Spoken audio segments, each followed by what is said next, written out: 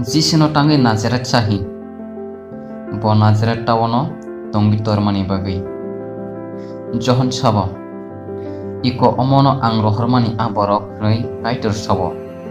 Nini lama hok na bagai ang pono nini sai sekang rohorano hnei elembago sijak romani abono johon.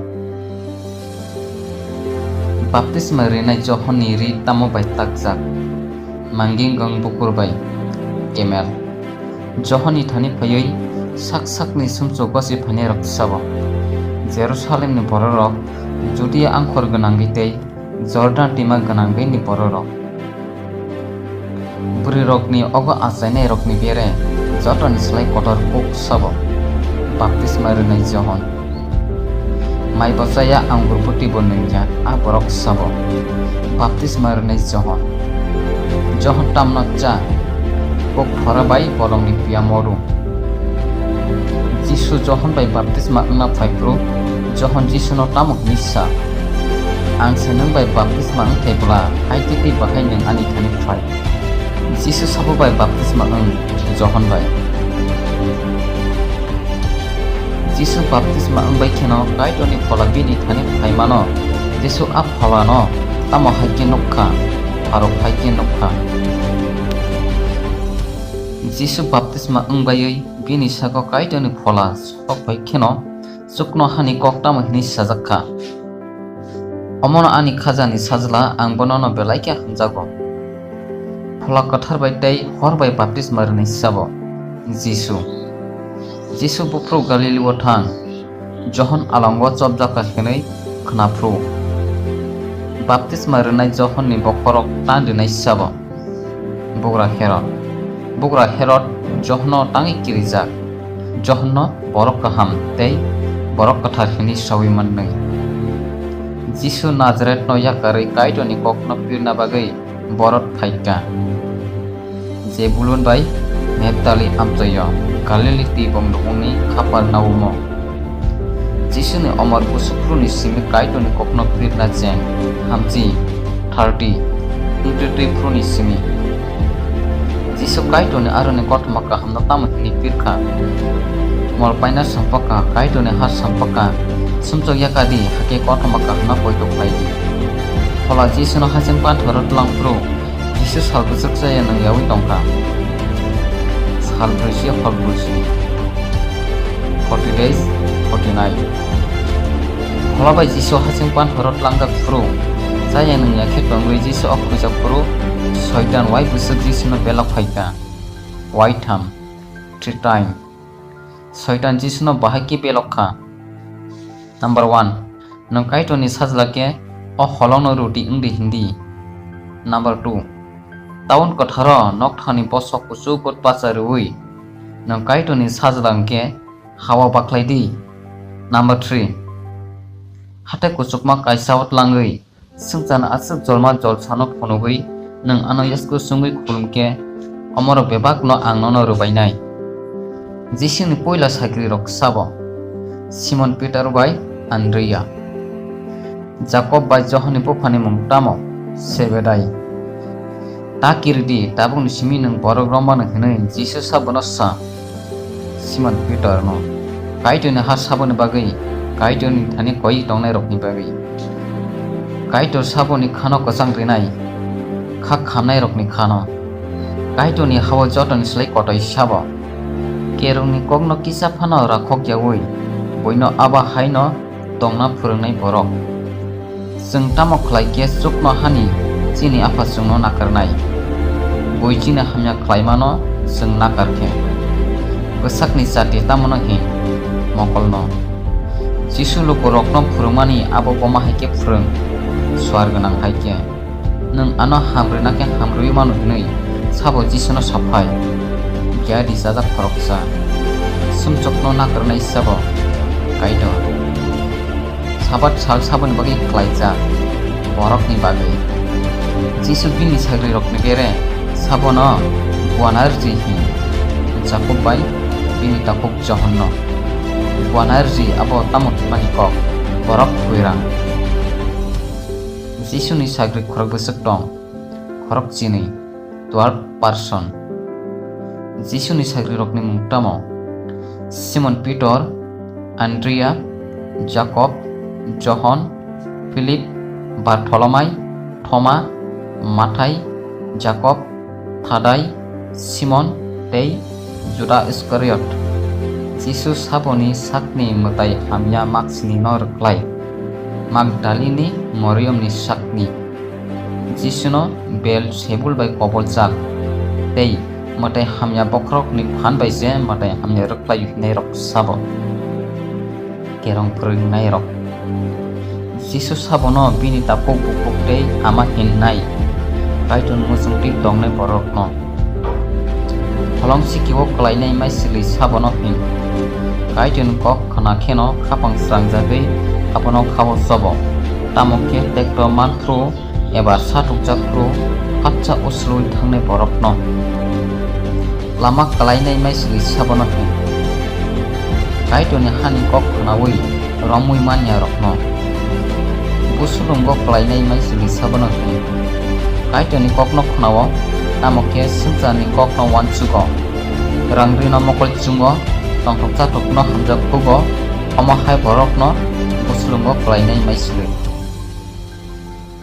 hakka hamo klai nai mai sili sabono hin kaitoni kok no khnawi abono romui manai rok tei khao sopnai borok Jisuni asai songni mung tamo Jacob, Josi, Juda, tei Simon. Jisino bini sakri rok tangi borasa hini kirilaijak.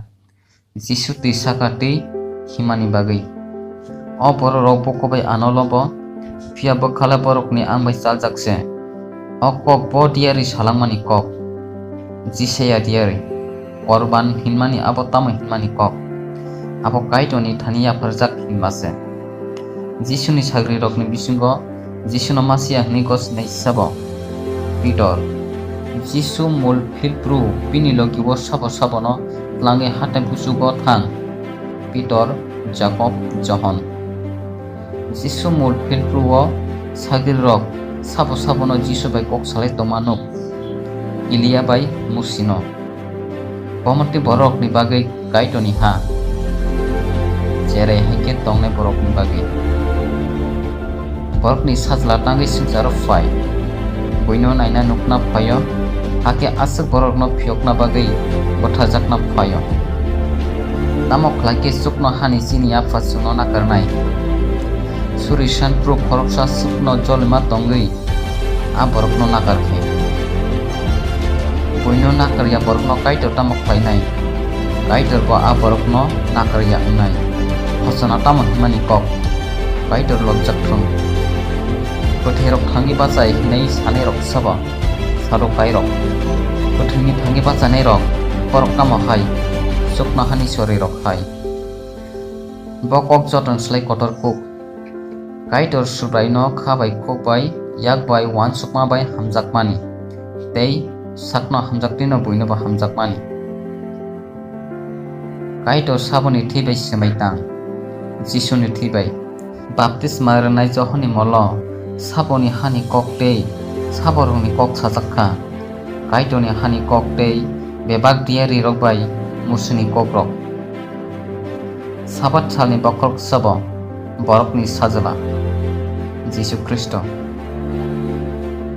Jisu bo tawono sumtok yakarya ngei namo keu khiklai jangan hini hin Jisu hawonu ya samuklai kokma tawon Korasin Betsaida Sabo kawa hamya suwi a hamya no tiklai borok hamya ro sabo kawa ka hamsu mani a ka hamna tiklai borok ka hamro jona abo hogo saltam hortam toma haike sabo habisingo saltam hortam ma tongnai borok ni sajala kheto rang gola phobja khaitama kaitoni kokthai jisuno subrai omo kuboino nang hinke anoti sakati nini ani phaidi nei Jisuno sane sabo Peter bohani bororok Jisuno nini dulai busuk khano tangri jabadi hinei koilai jene sare hani bororok angnono kaitoni hani swari rokno runai hinei Jesus sabono sa Peter no kaito ni hawa sab kotor nai koini nangai cerai hai ngai borok kaito ni sajla bo mahake fainai sal kabaini sal thangbai bukhak noka jilik sake noka pilik mahake borok ni sajla fainai tamono apasimi sawiman malpaina ni kokno jisino rom rina bagai ojai okra rokni aro thangnai sabo Judas Iskariot jisuno ojai okra rokni yago rom rina bagai gosipru ojai okra rok bono rang busuk rikha rokphani rang koktamji 30 tini no horono togla kosi gesini nang ano sini yaknai waitam saun iknai jisu sabono sa Peter no awang bangla ter tamono hin yokma ter no Herod by Pilat bufruk kising khalai Herod jisuno Pilat ni thani kipili rohormani asalo jisuno mazra birna lama manja yaknai roksabo Herod by Pilat jisuno krosno jora boleke sabono balri jakha uri nini simonno bojarawo jisu kroso kantabu fungni kaisuku 9 am jisu bojarawo thui sarikni dampham 3 pm bopronok thani yiri singjak yapham busuk khakne ke kisik thang jisu thipru jisu thimano hasalo tongai nahari tongai roksaba Magdalene Moriam Jacob Osubai Jusuni Puma Moriam tei Salomi borok kahno pothana hinai ramli rohoroi angsum jokhlaike hinai ojai okra rokno sanai sabo Judas Iskariot jisuno rom rinai Judas Iskariot bahike thui kotok sarui thui jara tamono hin Judas Iskariot jisuno rom rina bagai ojai okra rokni thani khoktamchi rang namani tei a rang no nok tharo sarui Judas Iskariot thimani yagulo a rang no tuk tangnai ni jara paikya a jara no hino thui jara jisuni mangkhoro jisuni mangno morokna bagai Pilat ni thani moroknai rokno saninai rok sabo ojai okra rok bai Pharisee rok ojai okra rok bai Pharisee rok tangai jisuni mangthino morokna bagai Pilat ni thani moroknai rokno sanai jisu pathak rongphru saltamni salo mathangni ti sajaknai hinai jisu sama kokno borok mujho manjagai tei jisunu mangno bini sagri rok paugai kokothino mathangni ti sajakka hinai lokono sawi manja khaina bagai Arimathea ni Joseph jisuni mangkothino bori bai tului mangkhora toniwi jurini ribai langini thok motom jisuni mangno pholna hinai bainai rok sabo Magdalene Moriam Jacob ni Puma Moriam tei Salomi jisu thangi bachawi sabo bai poila nujak phai Magdalene Moriam bai jisu sukna hawa ti setlang jak mani ulo bora asogui kha kaito ni yagra bukhak